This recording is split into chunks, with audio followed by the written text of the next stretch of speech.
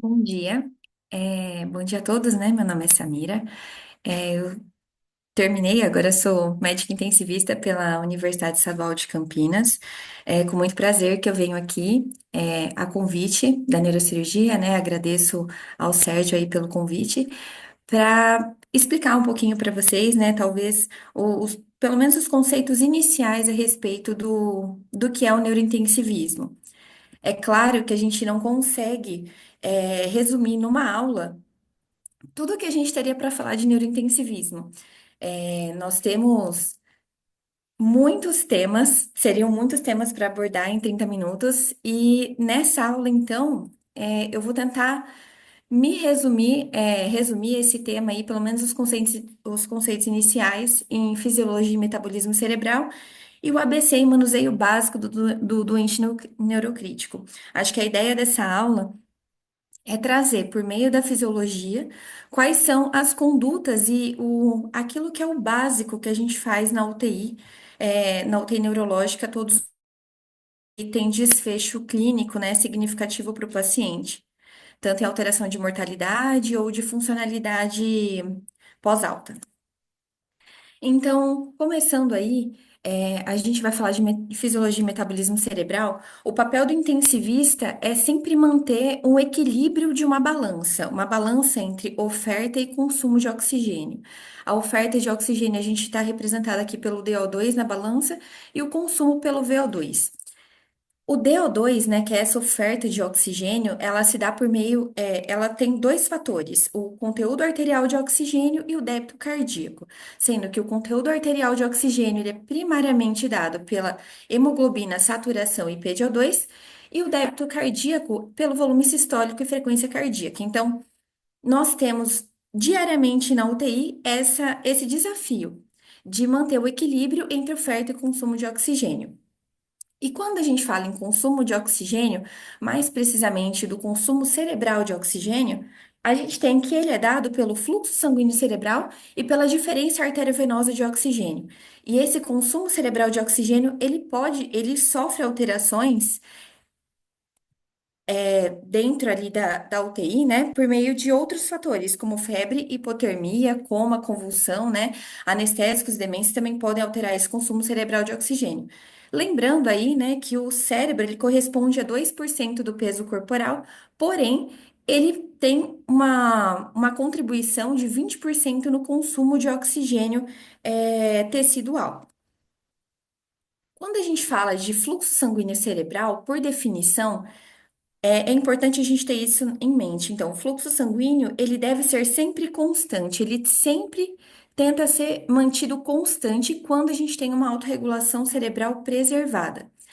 E esse fluxo sanguíneo, ele depende de alguns fatores. Primariamente, ele depende da diferença de pressão. Então, o fluxo, né, qualquer fluxo no nosso corpo, ele se dá por meio de um gradiente pressórico. E isso se vale em qualquer lugar, né, do nosso corpo. E o fluxo sanguíneo cerebral, então, ele vai se dar pela diferença da pressão que está na raiz da aorta, ou seja, da nossa bomba sanguínea, até as pressões que chegam ali dentro do nosso crânio, né? Primariamente, a gente poderia ter a pressão venosa jugular, mas a gente não tem essa medida, então a gente utiliza a PIC. Então, o gradiente pressórico entre a PAM menos a PIC daria esse fluxo sanguíneo cerebral. Quando a gente aprofunda um pouquinho a fórmula do fluxo sanguíneo cerebral, a gente consegue ver que ele é diretamente proporcional a esse gradiente pressórico, ele é diretamente proporcional ao raio, à quarta potência. Então, percebam que pequenas alterações no raio, ou seja, o mecanismo de vasoconstrição e vasodilatação, eles são elevados à quarta potência na determinação do fluxo sanguíneo cerebral. Ou seja, é muito importante esse mecanismo que a gente tem de alteração do raio, seja por meio de drogas vasoativas, seja por meio do que nós vamos chamar depois aqui na aula de autorregulação cerebral. E o fluxo, ele é inversamente proporcional ao comprimento do vaso e à viscosidade sanguínea, onde o hematócrito tem ali uma importância substancial aí na viscosidade sanguínea. E o fluxo sanguíneo cerebral, ele também, essa é uma outra forma que vocês podem encontrar, ele é diretamente proporcional à pressão de perfusão, que nada mais é do que PAM menos PIC, e ele é inversamente proporcional à resistência vascular cerebral. Quando a gente fala de pique, a gente tem que lembrar da doutrina de Monroe Kelly, que é uma doutrina que já tem mais de 200 anos e que ela fala que o parênquima cerebral, né, a gente tem os componentes, né, de parênquima, líquor e sangue estão contidos num continente rígido.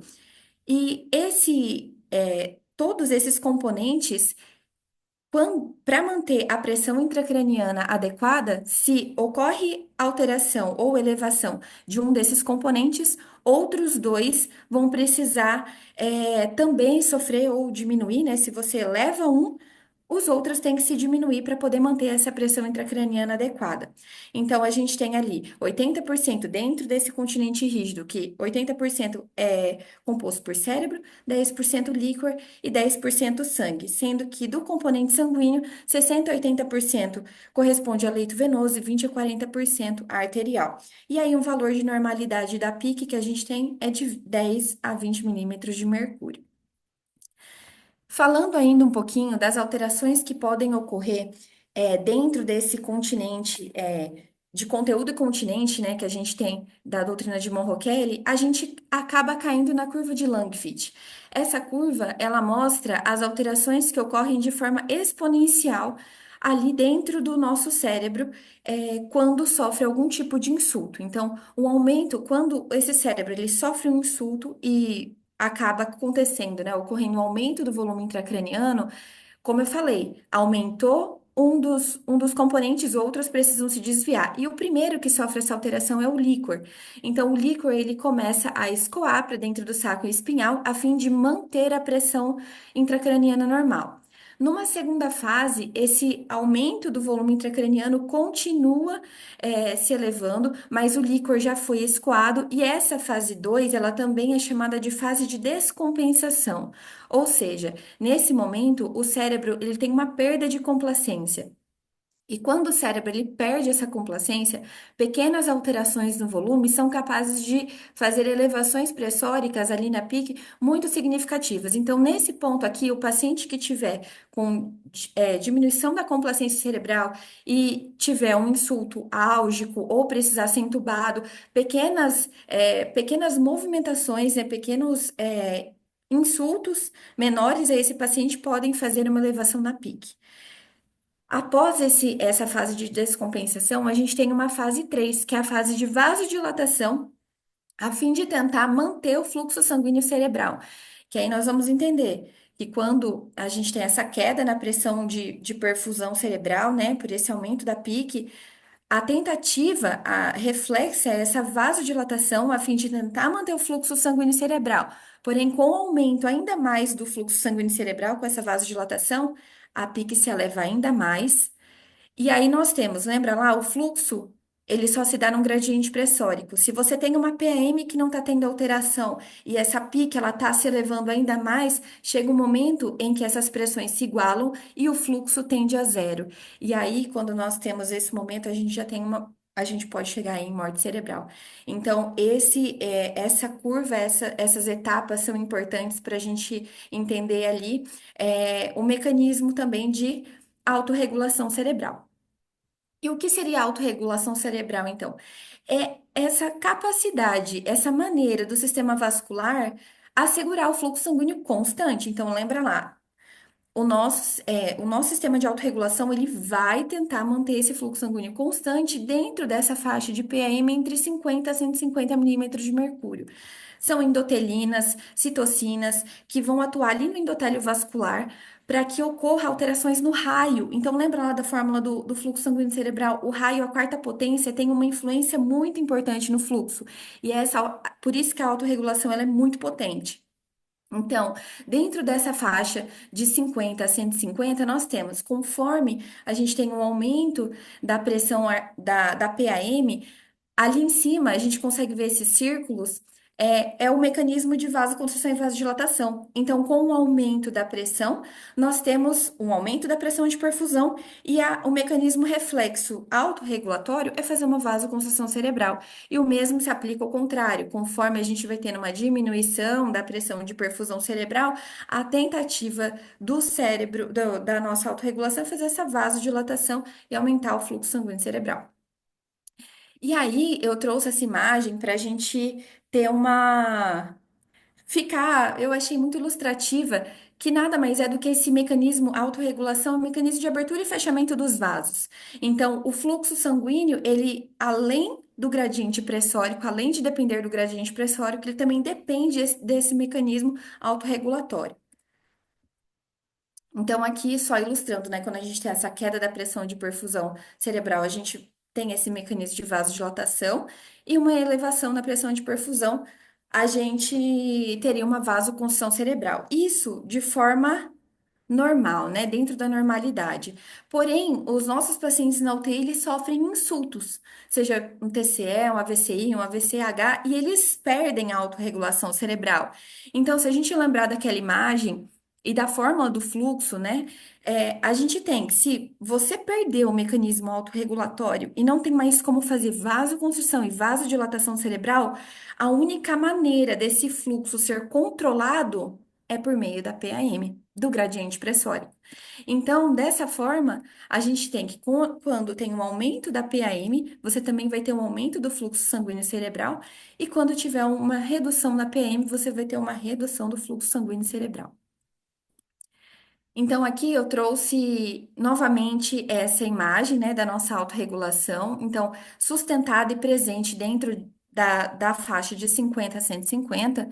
E quando a gente perde, né, tem um insulto, a gente tem que aumentos na pressão também vão ter, de forma linear, né, um aumento no fluxo sanguíneo cerebral e não mais tendo sido mantido constante, né? Então, a gente perde essa capacidade de manter o fluxo constante.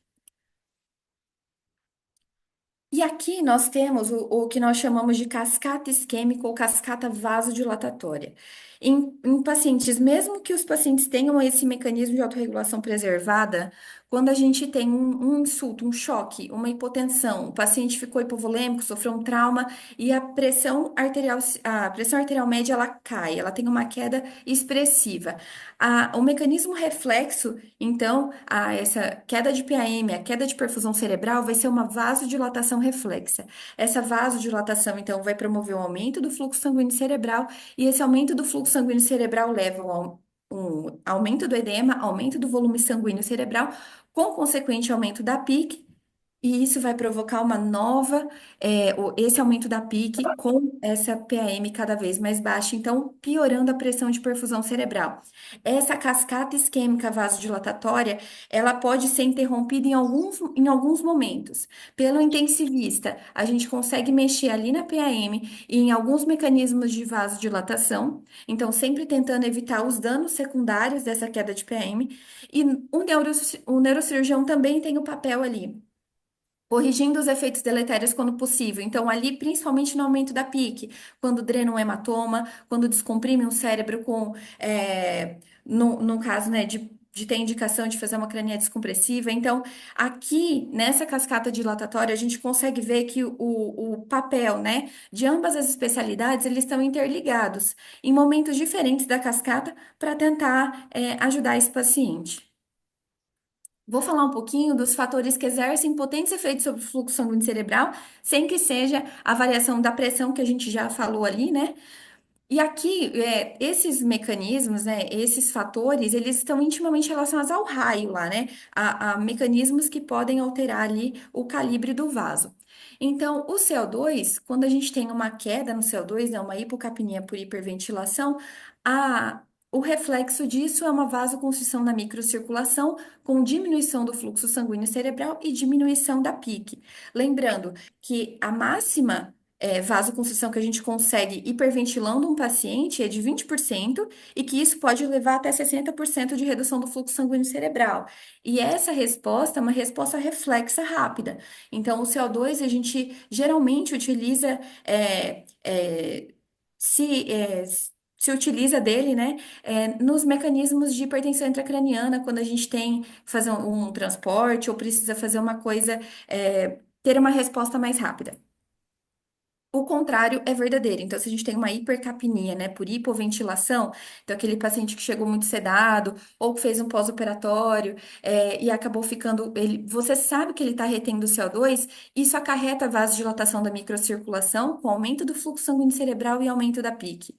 Então, eu trouxe aqui só uma referência, né? Então, entre os valores de PCO2 de 20 e 80, uma variação de 1 milímetro de mercúrio no CO2 arterial altera em 3 a 4% o fluxo sanguíneo cerebral. O oxigênio, então. O oxigênio também é um outro mecanismo que exerce um potente efeito ali sobre o fluxo sanguíneo cerebral. A gente sabe que hipoxemia, só que aqui é o contrário, né? O contrário do CO2 que a gente acabou de, de explicar. Então, o O2, quando a gente tem uma hipoxemia, uma queda, né, menor que 50 milímetros de mercúrio, isso provoca uma vasodilatação na microcirculação, com aumento do fluxo sanguíneo cerebral e aumento da PIC. E uma hiperóxia, né, com valores ali acima de 300 milímetros de mercúrio, vai levar a uma vasoconstrição da microcirculação, com queda do fluxo sanguíneo cerebral e queda na PIC. Então, aqui, como eu mostrei para vocês, valores menores, né, de oxigênio e hipoxemia, então levam uma vasodilatação cerebral, enquanto que o aumento dessa pressão arterial, né, de oxigênio, hiperóxia, né, acima de 300, vão levar a uma vasoconstrição na microcirculação. E percebam que as curvas de PO2 e CO2 são contrárias. Então, quando temos ali valores de CO2 mais baixo, Bom então dia. Você põe em 50 a gasolina para mim, por favor? 50. hipocapnia Isso. 70 creche. É levam Pix. a vasoconstrição e o aumento do P de CO2 levariam à vasodilatação. A temperatura, então. Temos que a hipotermia, apesar da gente não ter ali uma. Nós temos aqui, eu trouxe para vocês mais a questão fisiopatológica da hipotermia, né? Os mecanismos fisiológicos que estão envolvidos, mas esses conceitos fisiológicos, eles não tiveram reflexo em ensaios clínicos. Então, o que a gente tem aí mais de hipotermia é num contexto pós-parada, em pacientes TCE, em pacientes com HSA, não foi, a gente não tem uma evidência robusta de fazer uma hipotermia dirigida, né? Uma hipotermia terapêutica. Mas a gente sabe que a hipotermia, pelo menos ali in vitro, né, em estudos animais, ela tem ela culmina com uma redução de consumo metabólico de oxigênio e de glicose, reduz a apoptose celular através dessa inibição da caspase, diminui a resposta neuroinflamatória, só um pouquinho aqui, e diminui a permeabilidade vascular da barreira hematoencefálica. Em relação a as drogas, né? Ainda falando um pouquinho desses fatores que determinam. A gente usa muito, né, na nossa prática, aí, benzodiazepínicos, opioides, barbitúricos, trouxe o etomidato e o propofol também. Lembrando que essas medicações, né, o grande intuito desses sedativos, né, quando foi estudado nos neurocríticos, justamente era a redução da taxa metabólica cerebral, redução do fluxo sanguíneo cerebral e redução da PIC. Os benzodiazepínicos e os opioides, eles têm também uma redução do consumo metabólico, mas de forma mais amena, de forma mais, de uma menor escala do que barbitúricos e o propofol, por exemplo. Mas sempre lembrando que em doses elevadas, né, esses sedativos vão levar a uma queda na pressão de perfusão cerebral por uma hipotensão. Então, é muito comum durante uma indução para uma intubação orotraqueal, a gente vê o paciente ficar hipotenso e isso leva a uma pressão de perfusão cerebral. E eu trouxe um pouquinho da ketamina. A ketamina, ela até pouco tempo atrás, né, ela tinha toda uma questão no neurocrítico pelo possível aumento na pressão intracraniana.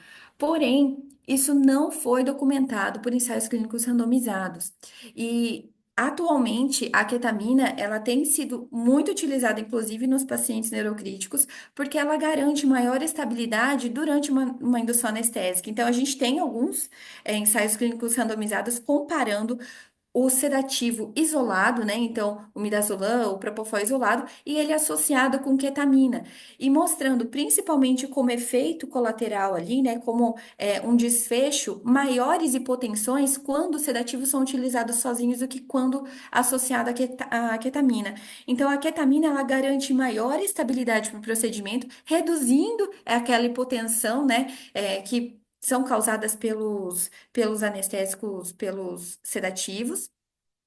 E além disso, já mais recentemente, a ketamina ela tem sido utilizada também no tratamento de estado de mal pela redução de atividade eletroencefalográfica da taxa metabólica cerebral. Então, a ketamina ela vem ganhando muito espaço aí no neurointensivismo. Cada vez mais a gente tem estudado mais a ketamina, então acabei trazendo aqui para vocês para a gente tentar desmistificar alguns pontos. E aí, indo para o final da nossa aula, eu trouxe o Ghost Cap, que é um mnemônico que a gente utiliza na UTI para o cuidado do neurocrítico. Então, a gente já entendeu um pouco da fisiologia, entendemos o que é autorregulação, como funciona o fluxo sanguíneo cerebral, e agora os fatores que alteram, né, que podem alterar, e sabendo disso, já munidos dessas informações, a gente vai um pouquinho agora para a literatura e para o nosso beira-leito. Então, o Ghost Cap, então, só voltando aqui, ele é esse mnemônico, né, de glicemia, hemoglobina, oxigênio, sódio, temperatura, conforto, né, de analgesia, pressão arterial e pressão arterial de CO2. Começando pela glicemia, então. A glicemia, a gente tem uma manutenção ideal dos níveis ali entre 80 e 180. O Interact-3, que é um estudo mais recente que vou trazer aqui para vocês também, que foi mais estudado em pacientes com AVCH, trouxe essa diferenciação entre diabéticos e não diabéticos. Então, para diabéticos, o valor de 140 a 180 e não diabéticos, 109 a 140. E agora vamos falar um pouquinho de hemoglobina. Hemoglobina tem sido um tema recentemente estudado também. Ano passado nós tivemos esses dois artigos bem interessantes, o Emotion e o Train. O Emotion foi basicamente nos pacientes com TCE e o Train incluiu, além do TCE, incluiu HSA e VCH. Então, nós temos aí uma possível, né, um estudo trazendo uma transfusão, né, essa estratégia de transfusão liberal ou restritiva nos pacientes, considerando liberal seriam os pacientes que tinham HB menor do que 9 eles eram transfundidos, né? E a estratégia mais restritiva eram aqueles mantendo aquela que a gente conhece, né? Menor que 7. E parece haver uma redução dessa proporção, principalmente do Glasgow Outcome Scale, né? Que é uma escala de funcionalidade. Então, esses estudos trouxeram que, principalmente nos neurocríticos, a gente consegue mudar funcionalidade, eles mostraram aí uma melhora da funcionalidade nos pacientes que recebiam e mantinham aí uma HB acima de 9. Então, até coloquei aí, ainda o que a gente tem de recomendação é a taxa entre 7 e 9, mas interroguei um acima de 9 aí, talvez, para os próximos guidelines. É claro que a gente não está falando aqui de uma medicação, né? A gente está falando de bolsa de sangue, que é um insumo restrito. A gente sabe que não é fácil conseguir, ainda mais, às vezes, em hospitais quaternários, como a gente tem na Unicamp, é um insumo mais restrito mesmo, né? Então, a gente não sabe se essa recomendação ainda vai acabar valendo aí. Mas deixa a dúvida aí, pelo menos deixa uma interrogação na nossa cabeça, talvez manter os neurocríticos com uma HB um pouco mais alta. Sobre oxigênio, então, ali dentro do Ghost Cap, né? A gente viu como se comporta a hipoxemia nos neurocríticos, e aí a gente tem também recentemente aí, um ensaio clínico randomizado que, ao invés de manter os níveis de oxigênio, né, acima de 94, o neurocrítico a gente tem uma segurança depois desse estudo de manter uma saturação ali acima de 90, sem prejuízo em mortalidade. Em relação a sódio, Sabemos que tanto hipo quanto hipernatremias estão associadas a piores desfechos. E o sódio ali, lembrando, né, ele tem grande importância na osmolaridade sérica. Então, sódio, valores de sódio menores que 135 tem uma correlação com aumento de volume cerebral e aumento da PIC. Então, no neurocrítico, a gente costuma deixar esse sódio ali em torno de 145, né, no limite superior da normalidade, porque eles toleram muito bem, né? E a gente sabe aí também até do uso do sódio também como resgate na hipertensão intracraniana, mas esse é um tópico para uma outra aula. Trouxe também, né, dentro do Ghost Cap, a temperatura. Então, a temperatura ela é um fator de gravidade prognóstico. A gente viu ali quando a gente falou de consumo de oxigênio, né, de metabolismo cerebral, que a febre ela aumenta essa taxa metabólica cerebral e temperaturas acima de 37,5 devem ser corrigidas. Aqui também trouxe esse valor de 37,5 que veio do Interact 3. Então, o que foi o Interact 3, né? Eu já falei ali da glicemia, agora falei da temperatura e ainda vou falar da pressão arterial. O Interact 3 foi um estudo de 2023 a respeito do AVCH. Então, ele era um bundle de cuidados dentro do AVCH, ali inicialmente na primeira hora, mantido nos 7 primeiros dias. E a gente vê isso na prática, tanto no PS ali com a neurologia, né? A gente tem essa prática adotada também no nosso serviço na Unicamp. É, E esse valor de 37,5 foi o valor utilizado no estudo, por isso que eu trouxe aqui para vocês, tá? Apesar de que em alguns outros guidelines talvez vocês encontrem até o valor de 38. Pressão arterial. Não tem como falar de pressão arterial de uma forma geral para o neurocrítico. Dentro do neurocrítico, a gente tem muitas fisiopatologias. Então, a gente tem o TCE, tem o AVCH, o AVCI, e para cada um desses, a gente vai ter um valor pressório, que eu deixei anotadinho aí para vocês, mas basicamente estão no TCE. A gente tenta manter uma PM acima de 80, visando uma pressão de perfusão maior que 60. No AVCH, lembrando aqui do Interact 3, então muito bem ilustrado, o que a gente utiliza de referência não é PAM, é pressão sistólica, menor de 140 na primeira hora, mantido ali dentro dos primeiros 7 dias. Para AVCI, a gente tem um AVCI nos pacientes que são elegíveis a trombólise e aqueles que não são elegíveis a trombólise, né? Então, nos elegíveis, sistólica menor que 185 e diastólica menor que 110, e após a trombólise ali, menos 5, né? Menor que 180 e menor que 105. E o AVCI não trombolizado, então a gente tolera níveis pressóricos um pouco mais elevados, né, exigindo a correção quando tiver acima de 220 por 120. E ainda temos a HSA não clipada, onde a pressão sistólica, é claro que na HSA não clipada é um dilema, né? A gente também não pode ter nem tanto uma pressão, e níveis pressóricos mais elevados, quanto hipotensão, então sempre tentar ficar ali no meio termo, evitando níveis pressóricos acima de 160 para evitar o ressangramento, né? E aí, quando a gente tem a clipagem, então a gente fica um pouco mais liberal com essa pressão, assumindo, né, e permitindo níveis pressóricos mais elevados. Dentro do conforto, né, controle da dor, a gente principalmente tenta evitar essa cascata inflamatória, porque dor gera mais inflamação. E os pacientes neurocríticos, então, geralmente eles vão estar sedados, né? A gente procura, ou pelas situações específicas, né, como hipertensão intracraniana e estado de mal, que são aquelas indicações clássicas de sedar profundamente, RASS-5, né, que é aquela escala de sedação profunda.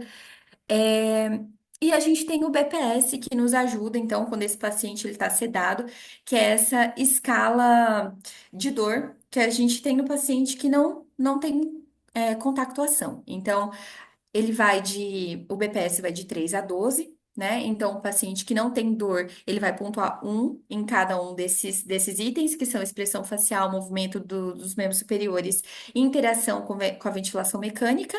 Então, aquele paciente 3 é o paciente que está tranquilo, que não tem nenhum movimento e que está confortável na ventilação mecânica, ele não interage. E aquele paciente que a gente interpreta, né, que talvez ele esteja com dor, é aquele que tiver um BPS, então, acima de 5. Então, o corte que a gente tem aí é maior ou igual a 6.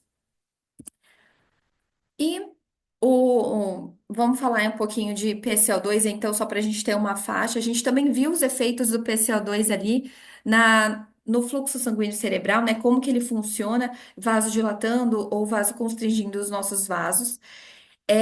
E o valor que a gente tem ali, basicamente, é de 35 a 45, normocapnia. Nem hiper, nem hipocapnia, né? Evitando hiperventilação, principalmente nesses pacientes que já têm uma complacência intracraniana diminuída.